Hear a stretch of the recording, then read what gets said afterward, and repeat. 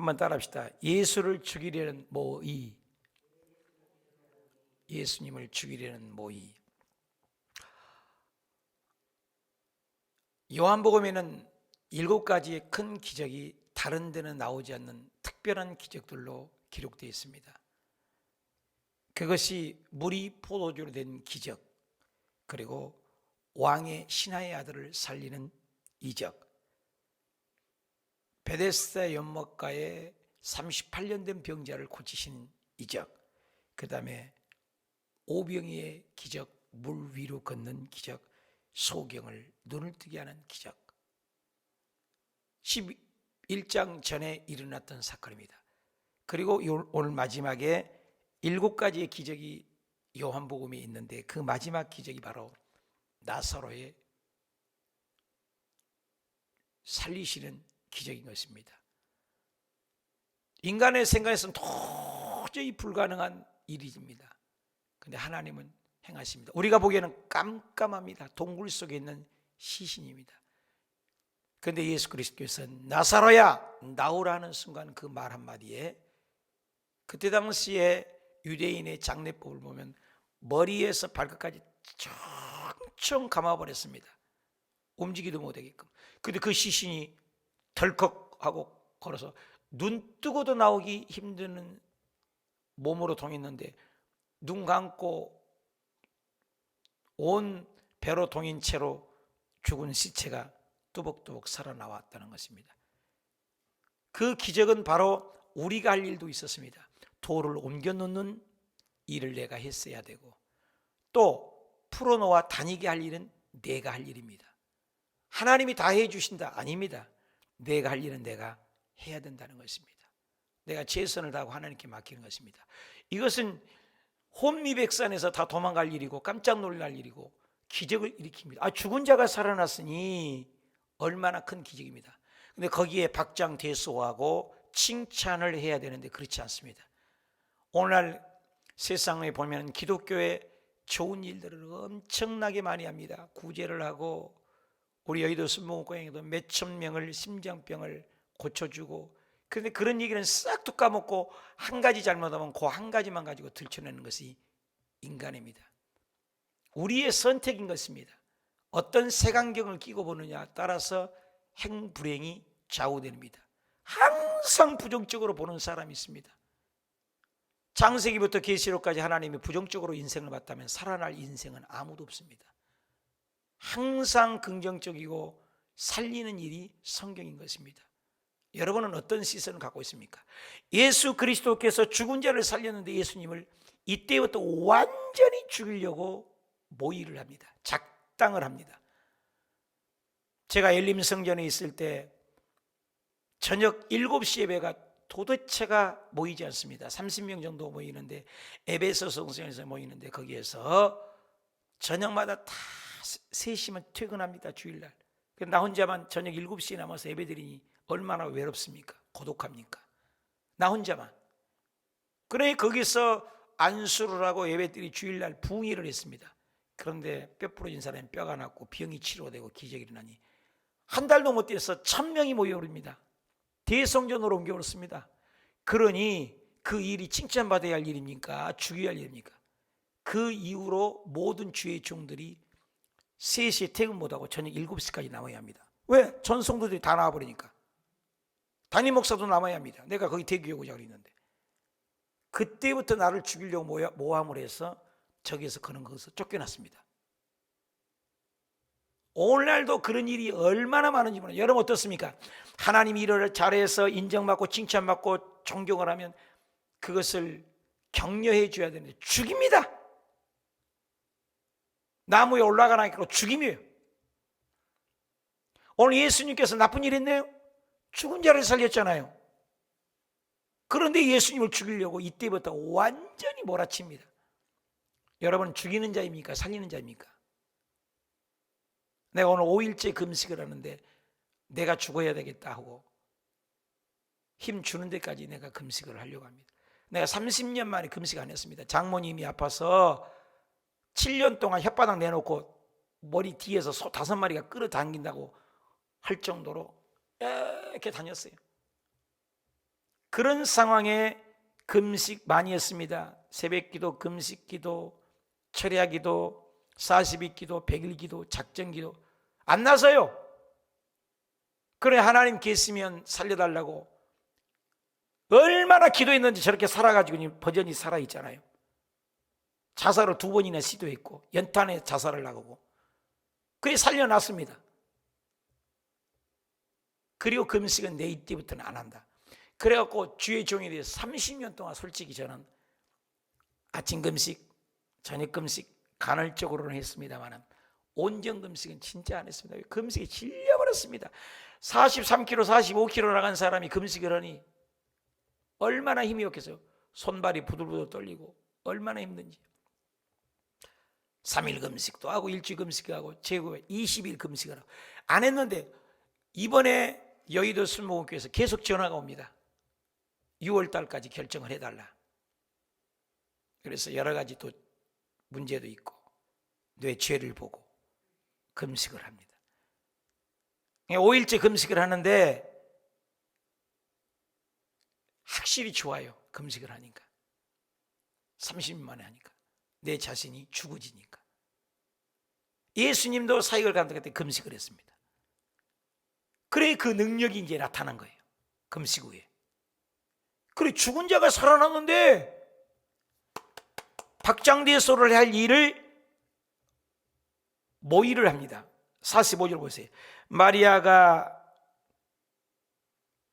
마리아에게 와서 예수께서 하신 일을 본 많은 유대인들이 그를 믿었으나 투파입니다.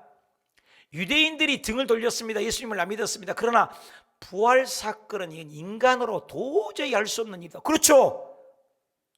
요한복음에는 예수 그리스도께서 하나님이 쓴 것을 사인으로 보여주는 기적들입니다. 그러니까 유대인들이 그를 믿게 되었습니다. 그 중에 어떤 자는 바리새인들에게 가서 예수에게 고자질했다 이 말이야. 일러바쳤다는 것입니다. 그때 당시 바리새인들의 공회라고 있습니다. 71명, 77명의 그들은 로마 정부로부터 모든 것을 고난을 정부 대행으로 대표하는 분들입니다. 종교 지도자입니다.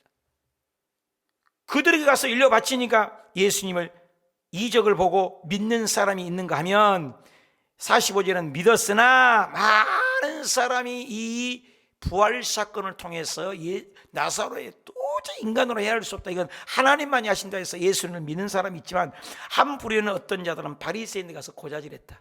일러 바쳤다. 어디다 일러 바칩니까? 칭찬하고 찬양하고 영광을 돌려야 할 일을 그렇게 합니다. 우리의 삶 속에 하나님이 일하고 봉사할 때 어떤 사람은 긍정으로 보는 사람이 있는가 하면 부정적으로 봅니다. 12명의 정탐꾼을 가서 똑같은 장소, 똑같은 시간, 똑같은 장소를 보고 오고 왔지만 10명은 부정적인 보고를 했습니다. 창세기부터 계시록까지 하나님은 부정적인 사람하고 일하지 않습니다. 죽여버립니다. 고라당의 반역이랄지 부정적인 사람은.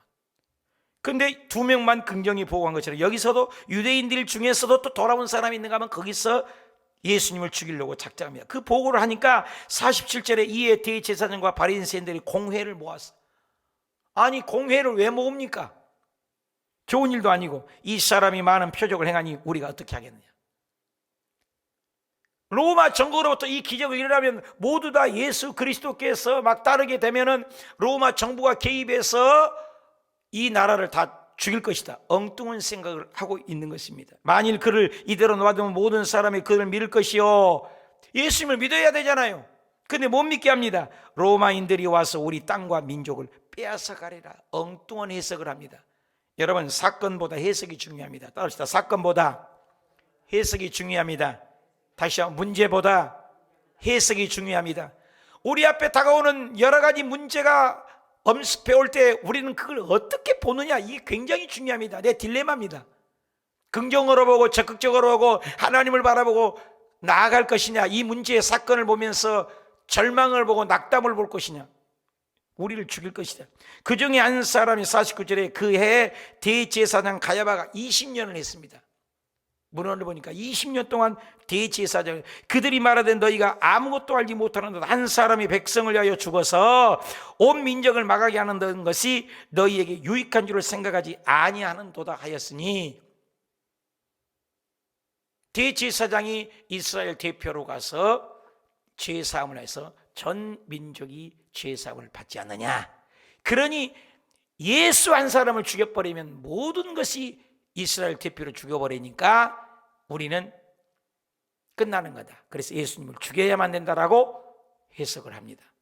근데 그 일을 이 말은 스스로 함이 아니요, 51절에 스스로 함이요 그의 대제사장으로 예수의 그 민족을 위하시고 그 민족을 이해할 뿐만 아니라 흩어진 하나님의 자녀를 모아 하나가 되게 하기 위하여 죽으실 것을 미리 말합니다. 51절에 이 말은 스스로 말함이 아니요, 답시다. 이 말은 스스로 말함이 아니요,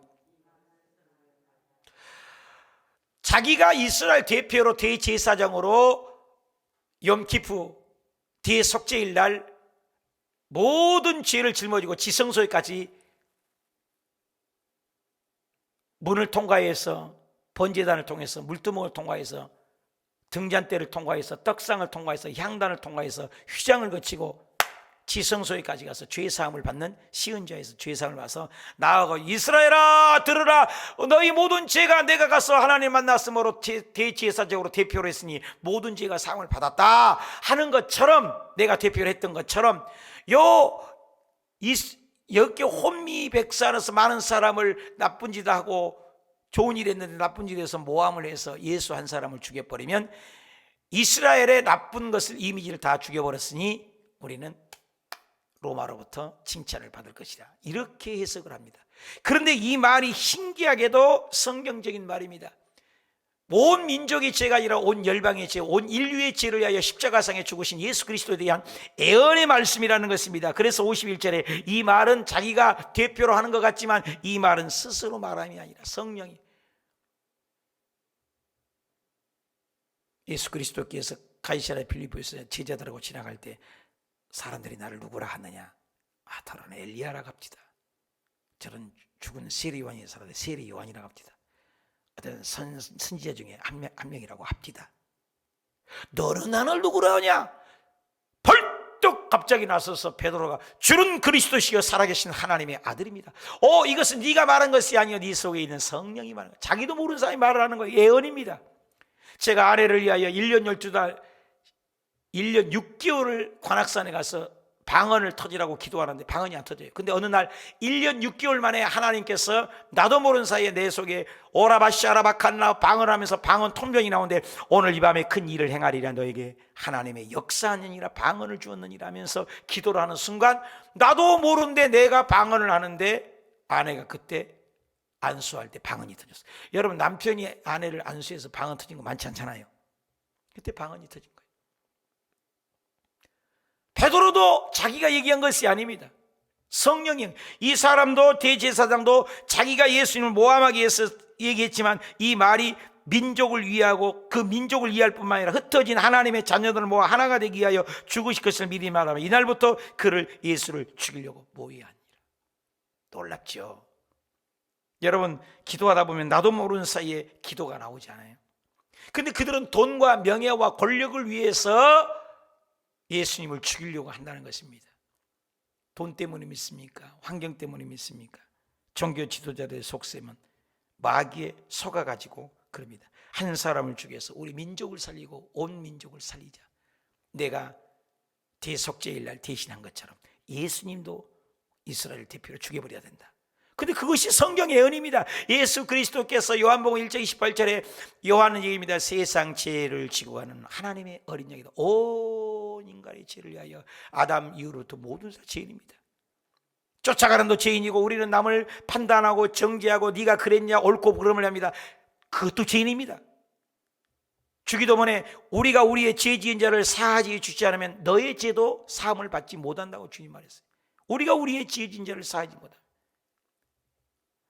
그래서 이것을 기득권, 내 이익을 가지고 계속해서 대적을 해서 예수님을 이때부터 죽이려고 모함을 한다는 것입니다.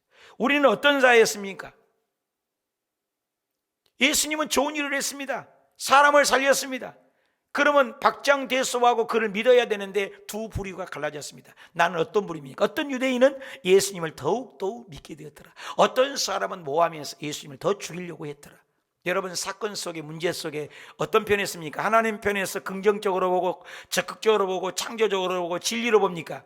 불평하고 원망하고 짜증내고 죽이려고 하는 사람입니까? 우리의 선택입니다. 54절 그러므로 예수께서 다시 유대인의 가운데 드러나지 다니지 아니하 떠나버립니다. 부정적인 사람하고 하나님은 창세기부터 함께 있지 않습니다. 우리의 신앙이 굉장히 중요합니다. 거기서 떠나 빈들 가까운데 빈들에 에브라임이라는 동네에 가서 제자들과 함께 거기서 2개월을 머무르었습니다. 2개월. 그래서 에브라임의 세리 요한이 복음을 전파한 빈들, 우리의 빈들이 어딥니까? 여러분, 사람이 죽이려고 하고 모함을 하면 거기에 휩쓸리지 말라는 것이다. 빈들에. 이번에 여의도 순복음교회로부터 여러 가지 얘기가 올 때 저는 금식의 빈들이 와 있습니다. 아무도 없는 공간에 혼자 꺾고 울기도 하고 회개도 하고 혼자 기도를 합니다. 아무리 몰라줘도. 예수 그리스도께서 인정하지 않고 죽이려고 하니까 빈들에 가서 조용히 하나님과만 독대하고 제자들을 양육하십니다. 여러분은 문제가 왔을 때 빈들이 어딥니까? 기도원입니까? 새벽 기도입니까? 철야 기도입니까? 우리 인생 속에 문제가 오고 죽이려고 하면 거기에 휩쓸리지 말라는 거예요. 예수님은 다시 유대인들이 드러나지 않았습니다. 떠납니다. 부정적인 사람하고. 그리고 빈들에 머물렀습니다. 우리의 빈들을 찾아야 합니다. 55절 유대인들이 유월절에 가까우로 많은 사람이 자기를 성결하기 위하여 유월절 전에 시골에서 예루살렘으로 예수님께서는 유월절에 딱 맞춰서 죽습니다. 왜 유월절입니까?